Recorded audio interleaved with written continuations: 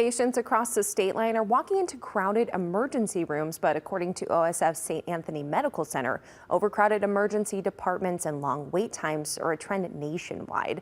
Deb Anderson, the Director of Nursing Operations at OSF St. Anthony Medical Center, says the emergency department has seen increased volume since the end of the COVID-19 pandemic, and with flu activity beginning to increase in October. Anderson explains those life-threatening symptoms that should be seen at the ER versus non-life-threatening symptoms that can be treated at urgent care.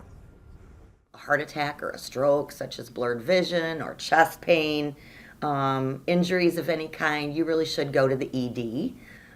But if it's things like allergies, back pain, cold, flu, if you're not short of breath or your fever's not dangerously high, those types of things can wait for urgent care too.